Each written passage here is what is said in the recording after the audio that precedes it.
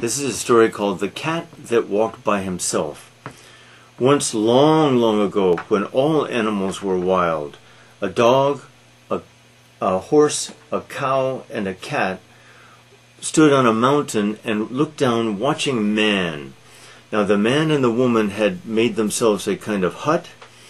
They had, with sticks, they had built a kind of hut. They had stretched an animal hide across the door. They built a fire inside the hut to keep themselves warm. And they cooked food.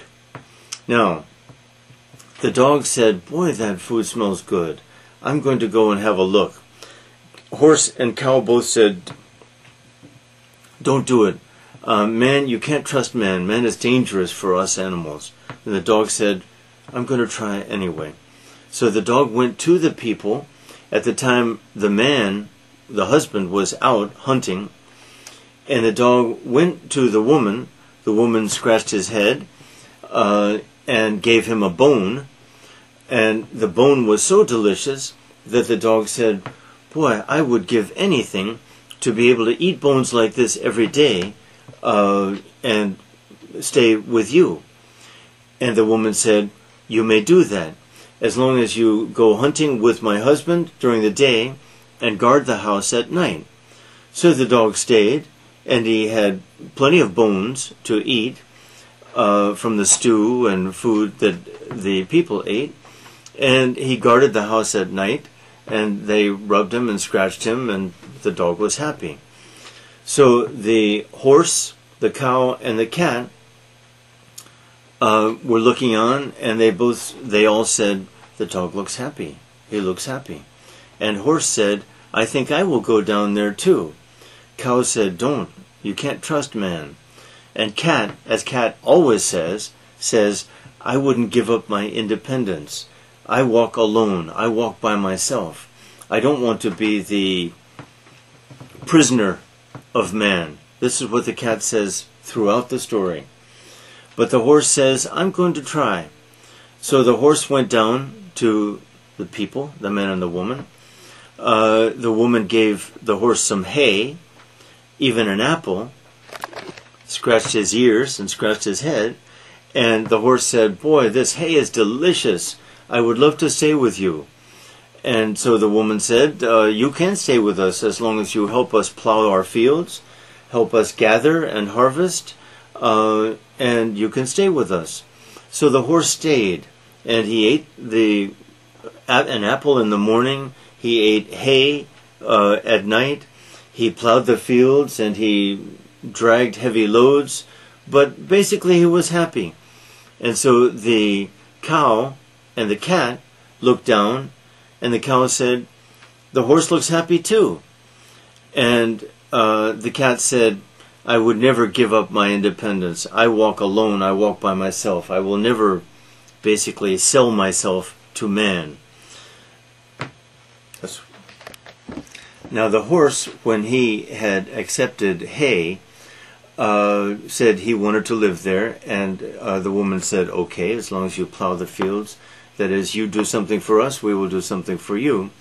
And then she went inside, she had gone inside, the woman, to get this braided bridle to put in the horse's mouth, or a bridle basically. Now the cat, when the cat saw that, didn't like this at all, and thought, the horse has traded his freedom for a pile of hay, just as the dog had traded his freedom for a bone. So the cow, though, liked what she saw when she looked down there, and so the cow said, "I think I'll go down there too and see what's happening, see how content the dog and the horse are." The cat said, "Go ahead, but I'm a cat. I like my freedom. I walk by myself." But the cat secretly followed the cow down there. And the cow went to see the woman, and the woman gave the cow a patch of grass to graze upon, lots of green grass to eat. And then the cow said, "Oh, this grass is so delicious, I would give anything to stay here with you."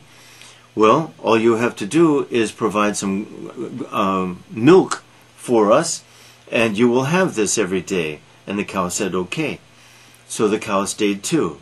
The cat saw this. The cat smelled the aroma of the milk. The cat saw that the lives of these three animals, the dog, the horse, and the cow, were pretty good. The people took good care of them, were affectionate to them, scratched their ears, patted them. Very good people, very kind people. But the cat still didn't like it.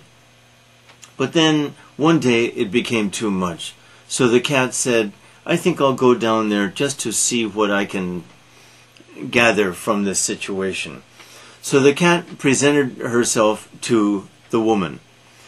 And the woman said, basically, what can you give in return for staying here? I don't think there's anything you can give. And then at a certain point, the cat said, well, I would love to live here just to keep company with such a beautiful woman. Now, the woman, the wife, was lonely much of the time because the husband was gone hunting, foraging, much of the time. So the woman responded to this, but the woman still said, what can you give, though, to stay here? If you can give anything, you can stay here and lie by the fire, and we'll give you milk, and you can be comfortable. Just then, a mouse went running across the floor of the house. And so the cat said, that's what I can give you. I can make sure that mice never trouble you in this house. And the woman was satisfied with this very little thing, and said, okay, you can stay here, lie by the fire, have your milk, and keep our place free of mice. Well, this was a very little task for the cat to do. And so the cat retained a lot of its sense of freedom. It was not domesticated like the other animals. And at night, the cat would wander wherever the cat wanted to, and would return whenever it wanted to, keeping a sense of its freedom, keeping a sense of, I walk by myself, but gaining the benefits of living with man too. And everyone who has a cat knows that this is a good story.